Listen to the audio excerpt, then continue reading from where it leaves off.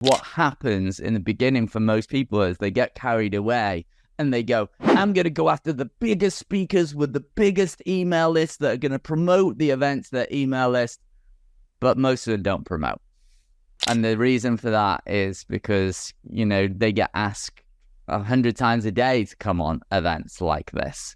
And so they get their pick and choose of which summits and events they want to be on.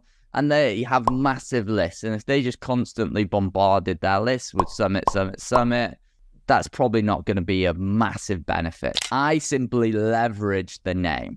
I pulled in speakers with credibility and I wanted to leverage that. I used it as a strategic point of my summit so that going forward, I could consistently leverage that, and I could leverage that to make more sales on the back end because I already have those interviews from those people. So I can leverage the name for positioning and authority. And I think this is just, if I've learned one thing about influence, it's really about the authority is one of the things that's just going to trump everything else.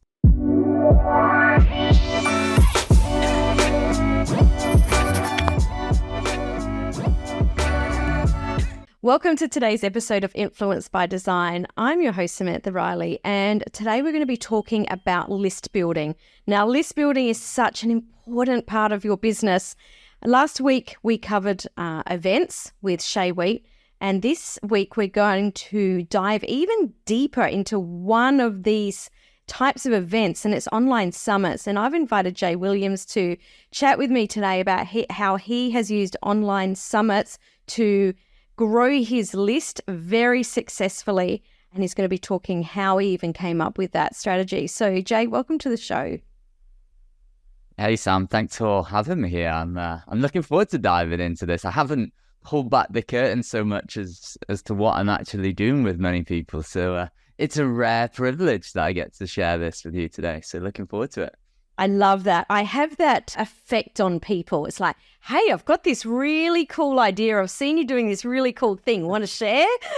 So thank you for saying yes, because it was me that posed this to you. You are doing some really amazing things with online summits.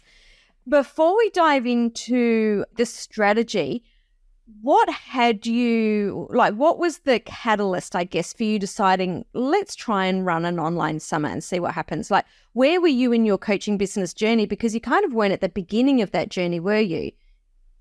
No, I certainly wasn't. For me, online summits was something that I've kind of dipped my toe into probably about a year and a half ago. I'd seen lots of people doing it, especially off the back of COVID. Many people were doing them. And I was thinking to myself, what are people doing here? Like these virtual summits, how are they leveraging them? And I decided to run my first ever summit about a year and a half ago.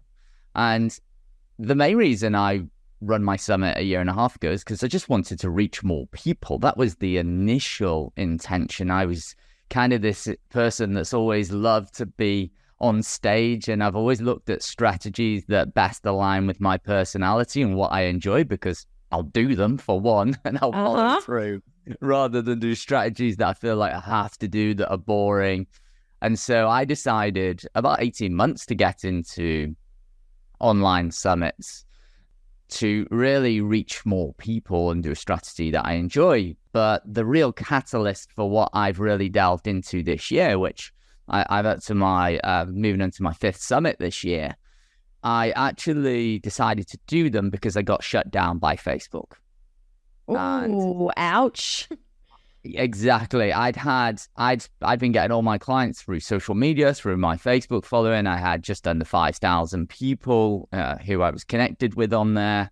I was nurturing my list. I was leveraging it as a list on social media. I'd probably say, I don't know, 150,000 to 250,000 in potential revenue just sat there that I was nurturing at the time.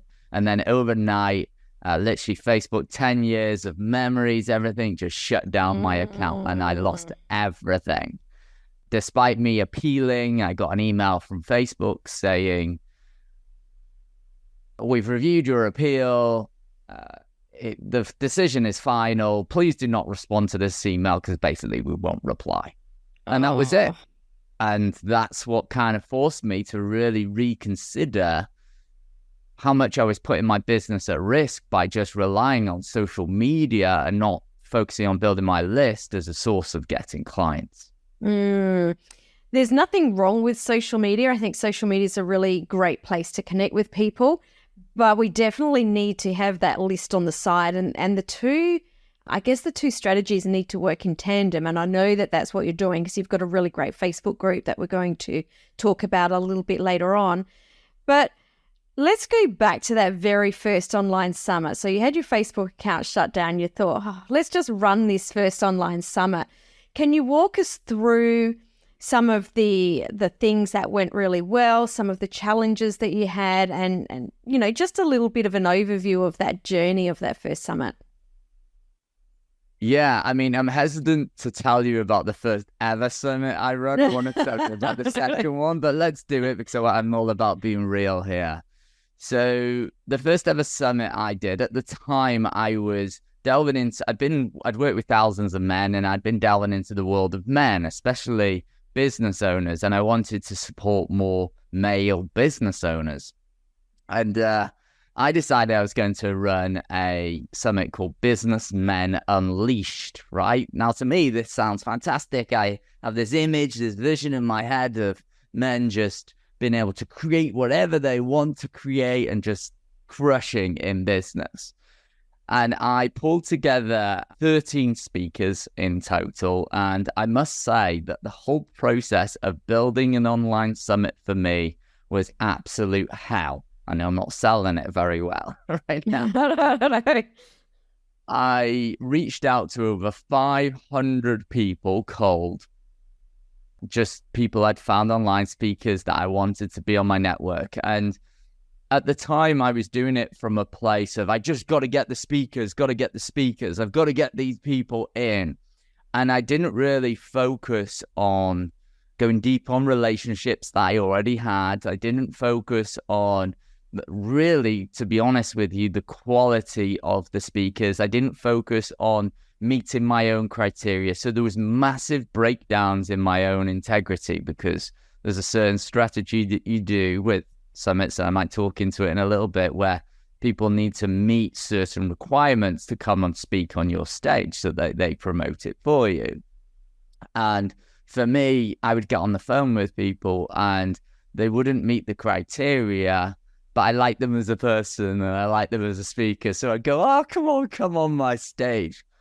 And I put together that first summit and I made $0 and I generated only 113 leads onto my email list, which for me was soul destroying because I had worked so hard. I was getting on calls with speakers. I was putting all the tech together. I was doing everything on my own. And it was just like, I'd have probably rather have stuck needles in my eyes than getting off the back of that sun. And that's the way it felt, because it was so painful for me. And I just felt this crushing feeling of failure because I'm someone who's always been about, how do I win? How do I win? How do I win in business? And this, for me, I'd given everything, or what I felt was everything, and still didn't make it work. Now, that summit was a pre-recorded summit, and I did interviews just like this one, pre-recorded, and I sent them out to the email list. And I don't have any idea of whether or not it worked or not in any kind of, did people watch the videos? Because all I was focused on was the list and the list build and the failure. And so in terms of what went well in that, I ran my first summit, which was amazing. I got myself to go through it despite wanting to give up probably 100 times, probably more. But at the same time, what didn't go so well is the list build and, of course, the revenue that I generated off the back of that. Yeah. So firstly, thank you so much for sharing that, because here's the thing. We only ever get to do the first thing the first time once. We never, ever get the first time ever again. And I think that I almost think that you learn more from having things go wrong than you do from having things go right, because sometimes when things go right first time, you don't realize, the variables.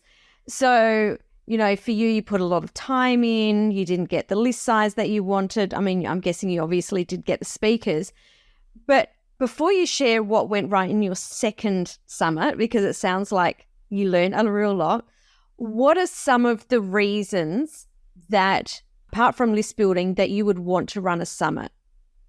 So give us some context around some of the benefits. Yeah, great question.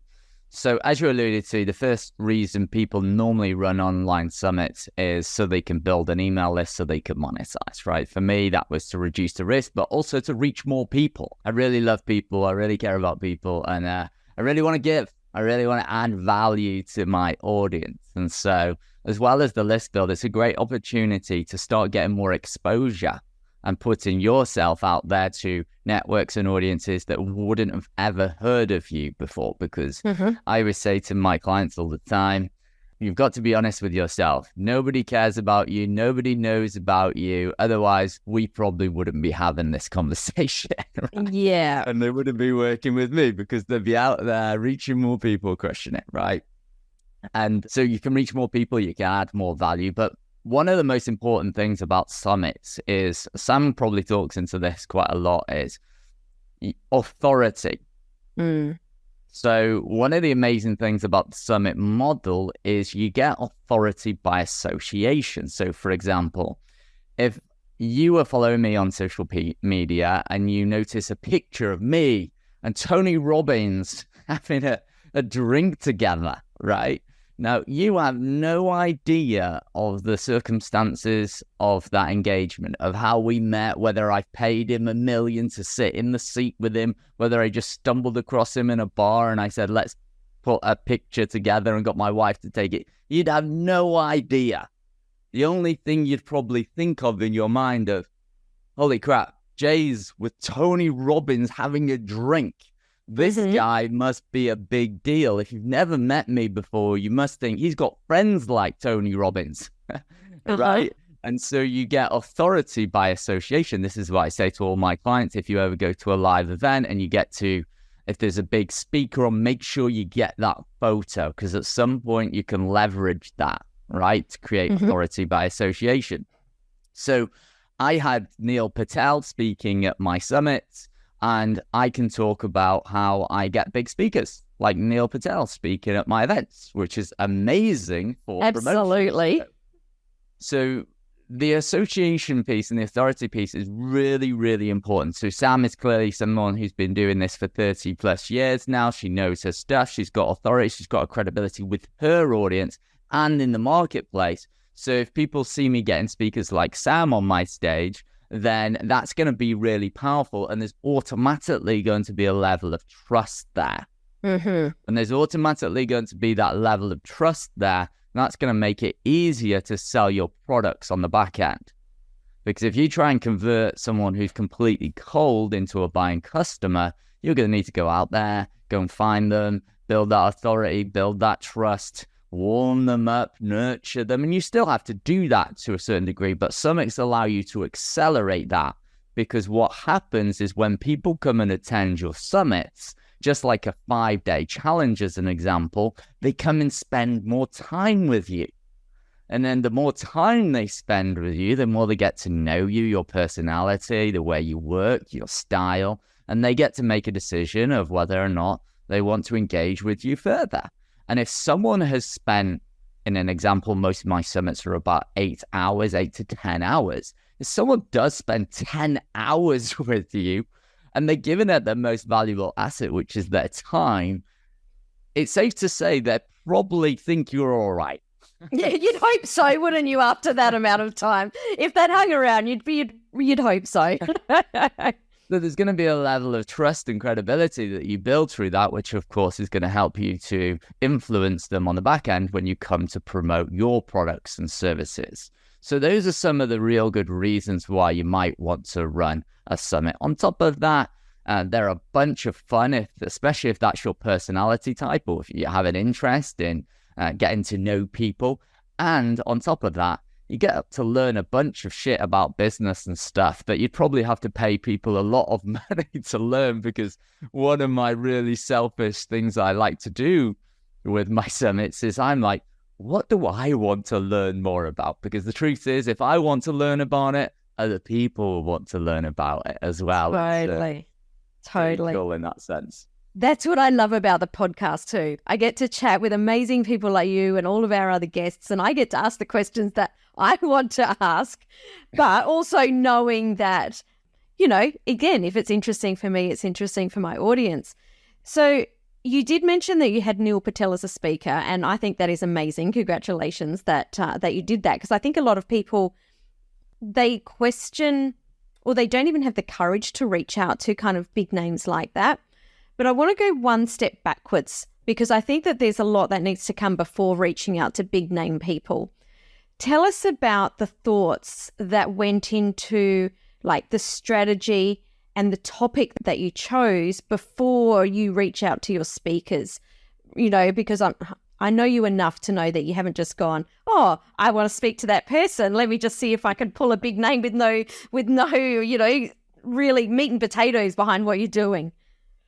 Yeah, absolutely. Yeah, so there's a whole strategy behind coming up with the topic for the summit, right? The speakers part, getting the speakers, all the rest of it, that's way down the line. You have to treat every summit as if you are talking to your ideal prospect. So I always start with the end in mind. So I'm always thinking to myself, who is the type of person I want to have as clients, right? Because at the back end, I'm going to offer my coaching services. So it makes sense that I put together a summit full of people who are my ideal clients. So as with all marketing, it always starts there. Who's your ideal client? Who are the people you want to attract into the event? Now, with that, you, of course, understand what their problems, what their desires are, and what they are looking for right now, what they are wanting right now. And from that, you start to brainstorm, well, what are some ideas for summits? So, for example, if my business was to help get clients and I was, let's say, a business coach, then I might put a summit on called Clients on Demand, because what do most coaches want? They want more clients, so they want a process and a system for getting clients on demand, right? So I might put an event such as that on. Now, you can go even one step further where you can really drill down deeper. So let's just say you work with people who want to get to 10K, right? You might put on a summit that's specifically tailored around that topic. So when we're coming up with the name of the event, it's really geared to solving the problem that our ideal client is facing. That's typically what we tend to do. Now, with me, I went one step further. I decided that there are lots of events that happen all of the time. So I need a way to be different. I need a way to stand out from all the other events. So how do I do that? Now, my brand is one way of doing that. But as I said, no one really knows me. So how much credibility do I have? So I thought, well, what would be really great is if I do an event that's timely. And by that, I mean there was a recession at the start of the year. So it made sense to talk into that conversation, because what's top of mind for my target market right now? And as business owners, I discovered that typically when there's a financial crisis or there's times of stress, we do one of two things. We either contract or we expand. So I talked into that conversation. Then the next summit, AI exploded. It was kind of like, whoa, what's on top of everybody's mind right now? It's AI. But how can my ideal client use that to get the results they want, right? How do we accelerate that process?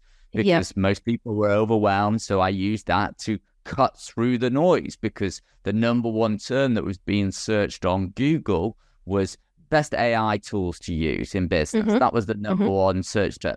So it made sense to me that people were just overwhelmed, and I was speaking to lots of people that were overwhelmed. So they wanted a summit that would cut through, and I would deliver that. So that was just my unique angle of standing out. So everything from the marketing to the landing page video to the types of speakers I brought on and got them to engage from that angle, that's what allowed me to start to separate myself from other people who were doing summits, because they were just doing, hey, let's do an AI summit. Hey, let's just do a marketing summit. And it's like, most people who've been in business a little bit of time are like, boring. Yeah, I've heard it before. And so how do you be different? So that's really the approach to come up with title. And then, of course, the tagline is typically, in marketing, we love three. So we'll normally do three things. So my most recent summit is attract more clients, grow your business, and become a master of influence, right? So it's always in threes when we're coming down to the promise. Love that, love that, love that. Tell us about, well, I'm really, I guess, the biggest question here is not just how you find your speakers, but how was it that you managed to get Neil Patel to come onto your summit? Like, what was the reach out process look like? And what do you feel like was your point of difference in that he was like, oh, totally, Jay Williams, 100%, I'm going to come and speak at your summit. You're going to be shocked when I give the answer. But probably. Let me just paint a picture here. As I said in the first summit, one of the biggest things I did was I reached out to over 500 businesses cold, business owners, speakers, and I didn't leverage my network. I didn't go deep on my network, and that created the results that it created. As I went through the process, and one of the biggest lessons I learned is that it's a lot of work trying to get people who are completely cold to listen to you, to trust in you. And I would find myself reaching out or following up with people like 5, 6, 7 times and getting nothing, just getting ghosted. And that process was really frustrating in the first summit. And so in the second summit, I decided to do something different.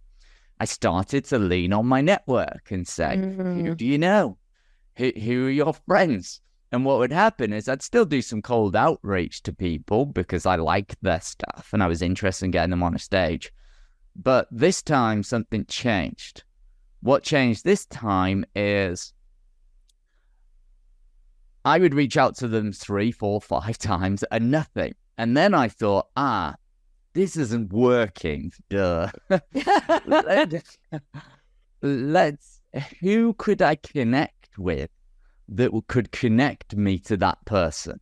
And so then I went out to my network and asked people, who do you know? Do you know anyone who knows this person? And what would happen is I'd get that person to do an intro to that person. That person would introduce me to the main speaker I was trying to get. And instantly I'd get an email from them saying, yeah, I'd love to be on your summit.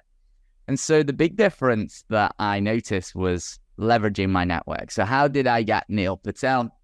Well, there was a guy that I'd partnered with for one of my summits, and he'd actually had Neil Patel on one of his summits in the past. And he had lots of big speakers and knew these people, been out for dinner with them and stuff like that. And so I thought to myself, well, let's leverage him. Yeah. What a good idea. What a great idea. I know, it's not rocket science. So then I said to him, any chance you can do an intro? And he said, yeah, I'm not going to do an intro, but what I can do is give you his email. And at that point, I thought, okay, I'm messaging Neil Patel. I followed this guy for 10 years. He's been someone that I've learned from, I've grown from, I've implemented his strategies. And one of the main tactics you use in all of your outreach emails is to edify. In other words, make them feel great. Right? Hey, you're freaking amazing, but not in a copy and paste way. You take the time to go and look at something they've done or a few things that they've done, and you really share your takeaways of what it's done for you, right? That's the way you do it. And with Neil Patel, what I did is I looked at all of the things that I'd learned from him, and I doubled that up with the association to the speaker, to the guy I was partnered with that had him on in the past. And so I talked about, I've been following you for 10 years, and I'd probably say 80% of what I've learned about these topics is because of you. And now I get to do this amazing stuff and help all these people. And I got connected to this person who I'm partnered with in a summit. And he said, you might be a really good person to reach out and get on the summit. And I got his email. I sent his email. And within 10 minutes, he just sent me an email back that said, yeah, sure, let's do it. And that is like, so cool. I'm like mind blown that it was as simple as that. But to be honest with you, Sam, as with many other big speakers, in my head, I would often talk myself out of reaching out to these people because I'd go, who would listen to me? Who the hell's Jay Williams? A bit to your point. Why would they be interested? But the thing that I really got with all summits, and especially around the AI conversation, is that all speakers want exposure, right? Everyone wants exposure. And you need to have a really compelling offer, just like in any business, in order to get them on, like a value proposition of some kind. And for Neil Patel at the time, summits around AI, it was really freaking hard to get speakers to talk about AI, people who were competent at it anyway. Yeah, there was plenty of people with business acumen, but there wasn't a lot of people around who were really competent at it.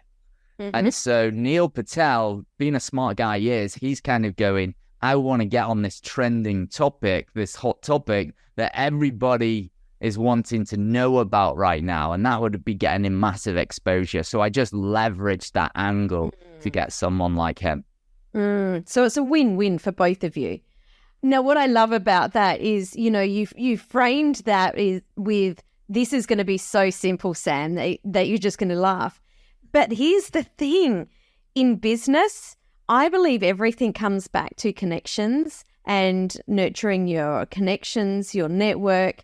And the reason that I say pay for proximity, the reason I'm in so many masterminds is because I know the value of being close to those people. So I pay big money to be in masterminds because I know that I've got proximity to the right people. Because when we are connected to anyone, that's a resource that we've got at our fingertips as a business owner.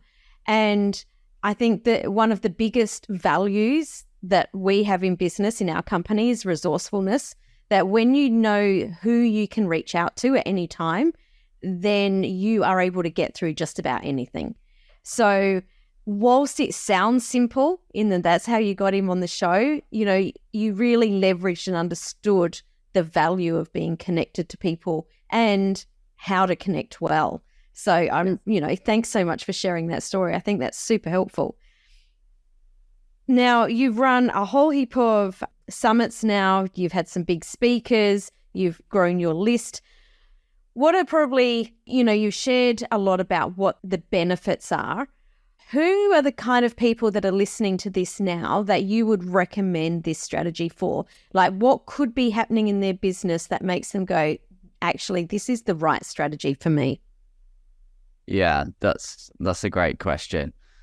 For me personally, I was at a place where I was at six figures in my business and I knew I wanted to reach more people. That was my thing. I was like, if I'm going to grow and scale this, I need to be connected to more people. I need to grow my list. Yes, Facebook was a catalyst for me, but really that got me in the thinking of going, okay, I'm now ready to reach more people. How the hell am I going to do it? So what are the groups of people who could leverage this strategy as people who are looking for one variation of scaling, but don't want to go down, for example, a paid advertising route? You can do a combination of the two. That works as well, but they might not want to go down the Facebook advertising or YouTube advertising route.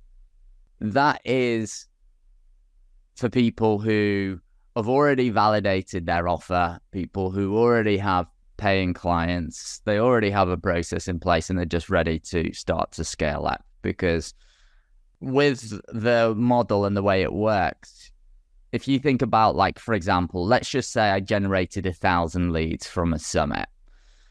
1,000 leads on Facebook advertising or YouTube would cost you $10 a lead, that would be, what's that, 10 grand or something like that. So you want to think about it like that. And summits have the capacity to generate you from anything from, if you do it pretty well, anything out, just paint a range of 1,000 to, let's say, 8,000 leads, depending on your niche, depending on your industry, depending on how good your speakers are and what size of list they have, right? So there's lots of factors. So there's massive potential. So let me just paint the extreme 8,000. If you were investing in paid advertising on Facebook, that would cost you 80,000 to acquire those lists, that list. Now, on top of that, there are other massive benefits that I want people to really get. I know we're not talking about benefits, but types of person, but I want you to see this. You can save yourself 80,000 on paid advertising, and then you can monetize during the event. You might use a VIP offer or a workshop that you upgrade them to in the event. And then on the back end, you can sell them your products and services. So it's basically like self-liquidating ad spend, right? So you'll be familiar, Sam, I'm sure, when people will do a lowball offer on the front of ads, which basically covers the cost of that advertising spend to acquire those leads, right? And then they monetize on the back end. Well, with this, it's like getting paid to play, but you're not paying for the leads. So it's like 100% profit on the summit, and then you really maximize your profit on the back end. So for people who are looking to scale, that's a really great model. And I wanted to give that angle so people can see, oh, well, paid advertising is easier. Well, this, I honestly believe, has stronger benefits in the sense that you can save money on the front end as well, and make money at 2 points throughout the summit if you choose to. There's another model, which I won't go into, which you can capitalize on the speakers as well and getting people to pay to turn up to the event, so you can make a lot of money with it as well. It can also be for people who are in the early stages of business, because if you don't have an email list, it's a great way to leverage other people's authority. So if you're new to business and you want a strategy and you do enjoy interviewing people, you're naturally curious, or you like being on a stage and you have the confidence to do this, you don't have to put 21 speakers on a stage straight away. You can just start with doing a one-day event where you put 5 speakers on, and that might be a really nice starting point. Each of those speakers will promote the event for you, and then, of course, you can start to build your email list that way. That is way better if you don't have the budget, which many startups don't, to go and invest in things like paid advertising. So it does work for 2 groups of people, and it can be combined with other strategies as well. I love that. Before we wrap up, there's one thing that has just been niggling at the back of my mind. So I'm going to ask it because it could be niggling at the back of someone else's mind too. You mentioned that you get your speakers to promote it. That's how you build the list. When you're getting big name speakers, do they still promote to their list, or are you leveraging the name rather than the list? You're a smart woman, Sam. Good question. I'm glad you asked it. And I think this is really important for a lot of people, because what happens in the beginning for most people is they get carried away and they go, I'm going to go after the biggest speakers with the biggest email list that are going to promote the event to their email list. But most of them don't promote. And the reason for that is because, they get asked 100 times a day to come on events like this. And so they get their pick and choose of which summits and events they want to be on. And they have massive lists. And if they just constantly bombarded their list with summit, that's probably not going to be a massive benefit to their business. They're better off selling their products and services off the back end. So I simply leverage the name. For me, I identified Neil Patel and a couple of others, especially in the AI space. I have founders of companies like Jennifer Smith. She's got 1 million users on the Scribe platform. I did Don Bosco, BeHuman.ai. I pulled in speakers with credibility and I wanted to leverage that. Now, it turns out both those people promoted for me, which is very awesome. For big yeah.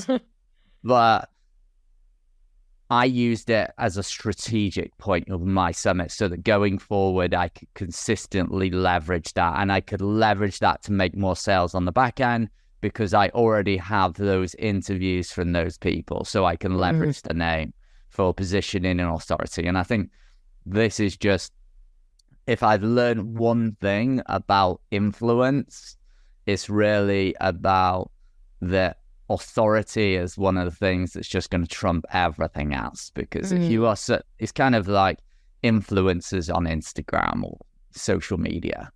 People buy, their Raven fans buy just because they have X amount of followers and they know, like, and trust them, right? And if you have that authority and credibility, it becomes so much easier to sell your products and services, in my opinion, and sell virtual events. Now, you don't have to have that. I just want to be clear in that. You do not have to have those big names, because every single speaker that comes on your stage will already have a relationship with their email list, and they will be seen as an authority and a trusted guide, if you like. So when they promote the event to their email list, they already have the credibility and the authority which you borrow. And of course, that leads to people signing up to your summits. I love it. So at the end of the day, strategy, and we mention this in just about every episode, strategy first, and there's always a reason for everything. So I love that you use both of those guests for different reasons. Jay, for people that have been listening to you and they just want to stay in your world because of your beautiful energy and your, the amount of serving that you do, where can they find you? Yeah, so they can connect with me. Yeah, you can go to my website, jwilliamscoaching.com, or you can connect with me on Facebook. I have a Facebook group called Six Figure Mindset Secrets for Entrepreneurs. You can go and request to join that group, and you'll be able to engage with me on a regular basis. I do something called the Run Talks, where I'm regularly sharing lots of gold, the lessons that I'm learning in entrepreneurship and business, and of course, some powerful tools and strategies that help you to up your level of performance in business so you can create more results in your business, of course. So yeah, if you want to connect with me, you can connect with me either via the Facebook group, or you can visit my website if you want to engage with me in any way. Love that. And of course, as always, we'll put the links to all of those places that Jay just mentioned in the show notes over at influencebydesignpodcast.com. Jay, it's been an absolute pleasure chatting with you. And, thanks for reaching out after your Facebook account got taken down. As I mentioned, when you reached out, I was like, I haven't heard from Jay for a while. And then there you go, popped up with a brand new profile. So it's been great to reconnect after a few years. And thanks for coming on the show and giving so much value today. Yeah, thanks for having me. It's been an absolute pleasure.